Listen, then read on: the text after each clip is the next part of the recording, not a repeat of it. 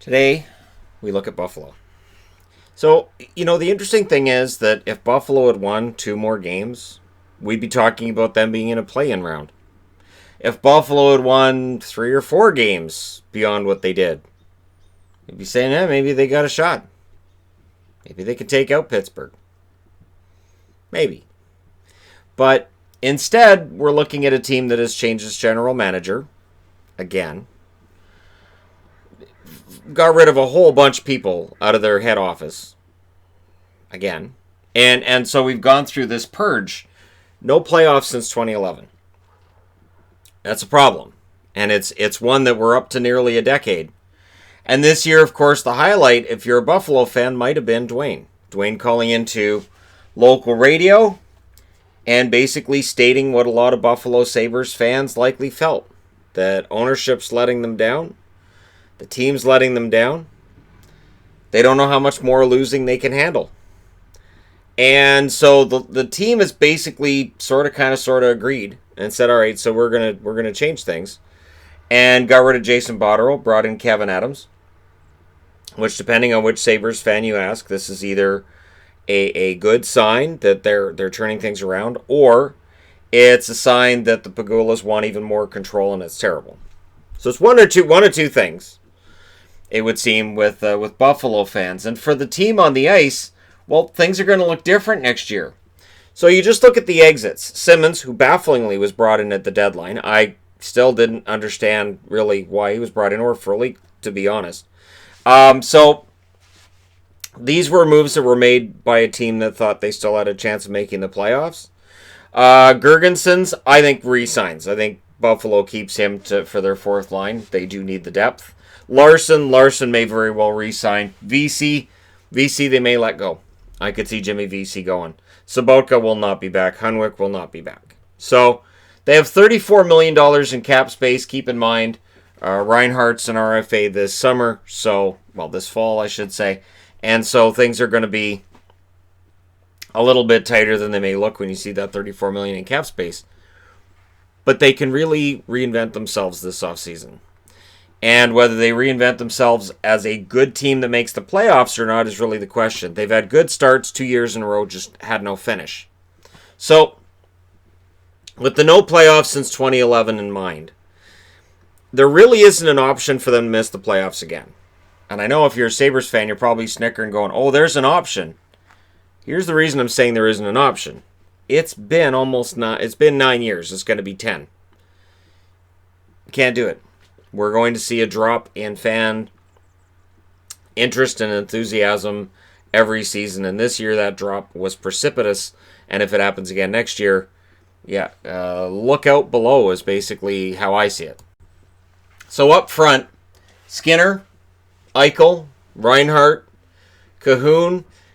I don't think Johansson probably ends up being on that second line. I think Dylan Cousins probably gets onto that second line. And Olofsson. Now, does Olofsson belong on the same line as Eichel? Maybe. But that was a debate all season. So let's say move Eichel onto that line. Reinhart drops to second line. And, of course, Cousins. Now, ideally, where Reinhart was drafted, you would want him to be your number 2 center. It's not going to happen. It looks like Reinhart, any idea of him ever being a center is just gone.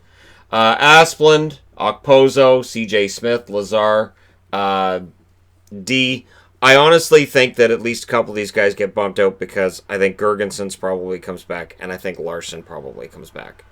Of the guys on this side of the board, those guys probably come back and bump guys down. So you have Ely, Lear, Ruotsalainen as depth on this side, Ogilvy here, Picard, and Thompson, Tage Thompson. So if Thompson can come back and stay healthy for a season, he may very well find himself in one of these spots, which would then rule out one of the forwards on the right that I think might come back. But again, Tage Thompson, is the top 6 upside gone at this stage? Are we looking at just a bottom 6 forward moving forward from here? That's a question mark that Kevin Adams is going to have to answer. He's got a lot of work cut out for him. The good news is, if you're a Sabres fan, the blue line honestly looks solid. The one thing that surprises me with the Buffalo Sabres in the season they had is their blue line's not bad. You've got Dahlin, you got Ristolainen, and Ristolainen will be part of every trade rumor involving Buffalo, I would think, all summer. Was last summer, was throughout training camp, was towards the trade deadline. It'll happen again this summer. I don't know if he gets dealt or if he doesn't. And I don't necessarily know that Buffalo is all that interested in moving him. New GM means things might be completely different. Adams may very well look at Ristolainen and say, you know what, he can play 20, 25 minutes a night. If we can drop some of that ice time down, he'll probably get more effective in other areas. And then you've got McCabe and Jokiharju. You've got Miller and Montour. One of the storylines that went sour for Botterill was bringing in Colin Miller. And Miller, this is now his third team, and the third time that a team has kind of soured on him. Boston kind of sort of did. That's how he ended up being exposed and taken by Vegas, and then Vegas soured on him. And now Buffalo. So, for Miller, it's tough because I've liked Miller, but this was a brutal year for him. And this is after a year in Vegas last year that wasn't great either. So I'm not sure if Buffalo doesn't just try to find a way to take Miller off this lineup and work on somebody else. Whether it's Hickey, Borgen, maybe he gets into the lineup, Bryson. Now, Ryan Johnson won't. Ryan Johnson, of course, a first-round pick. I have him on the board just to remind people, hey, there's some depth here. But picking 8th overall in this year's draft, do you go with a forward in that 8 slot, or do the Buffalo Sabres take a shot at Jake Sanderson?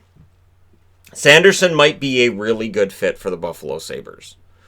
Might be a really good defenseman for them to pick up, who at the very least, is a top 6 defenseman with some size, who can, play defensively, and at best, he could be a top 4 that has the offense to pitch in as well, and could really round things out.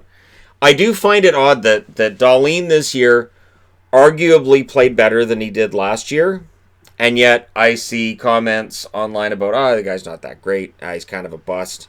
Well, he's not as good as Hughes, he's not as good as Makar, he's not as good as... And I see that, and all I think is, these are people who don't watch the Sabres. Dahlin has been a really solid defenseman who's played a ton of minutes out of the gate for a team that wasn't very good. And he's been pretty darn good the whole way through, and honestly, he is that linchpin they need on the blue line, like Eichel's the linchpin they need up front. They just need a little bit more punch in both areas where they could use another defenseman. That's the reason I think Sanderson might be a good fit. And for Eichel, is Cousins going to be that number 2? Because every team you have that 1-2 punch. And maybe Skinner has a bounce back season. Maybe Olofsson jumps up with 40 goals next year. But Skinner, he did have a bad season, but he tends to have a bad season, great season, bad season, great. So he's due for a great season next year. If he can get back into the 30-35 goal range, doesn't have to hit 40, but 30-35 goals, you just don't know. I mean, it's Buffalo's one of those teams that have been flirting with respectability for years now. We can see the pieces that they need in order to be successful on their roster. It's the depth. It's the way that it all coalesces. And then you look at their goaltending, and Hutton, when he was brought in, I thought, well, Hutton's been a backup his whole career. His numbers were good, but I don't know that he's a starter. And through his first 2 years in Buffalo, I still think the jury's out as to whether or not Hutton is a starter in the National Hockey League. Ullmark, the good news is Ullmark's been pretty darn solid. And Johansson got called up and wasn't too bad. He really was. He was okay. And so I could see a situation where Buffalo decides to change things up in net. And of course, if you're a Buffalo fan, Luukkonen is the one that they're waiting on. He's the one that Buffalo fans are kind of saying, okay, we'll place our long-term bets on him. Now, again, they don't really have $34 million because there are some RFAs up that need to be re-signed. And you've got to look further ahead and say, well, Dahlin's going to need to be re-signed when his entry-level contract comes up, and he's not going to be cheap. But there is room there that if a general manager wants to sell fans on hope, they might be one of those teams that could say, hey, we're going to go in on Taylor Hall. We're going to maybe make a move, and we're going to go in on Taylor Hall. Maybe. And that maybe, or something of that nature, maybe a Hoffman. Just that they could actually look out there and say, all right, we're going to pick up a big free agent. Maybe they figure out a trade for Ristolainen and bring in Krug. So Ristolainen gets moved and then Krug comes in as a free agent. Or, crazy, Pietrangelo comes in as a free agent. I know that's not going to happen. I'm just saying they do have the cap space that if they wanted to put one big name on this roster and sell the fans on that ever so terrible and wonderful hope, they can do it. But it's a rough roster. The depth I'm still not necessarily sold on, but Cousins coming in should help. Let me know what you guys think. Here's the question. The question for everybody watching this. Buffalo hasn't made the playoffs since 2011. Can they make the playoffs in 2021? And what did they have to fix to get there? Do they need another coach? They haven't changed their coach in about 6 weeks. Is it time to change him again? I'm kidding about the 6 weeks. Kruger didn't get fired while you guys weren't around. But I'm just saying it feels like they fire their coach all the time. So that probably isn't an option, but let me know your thoughts.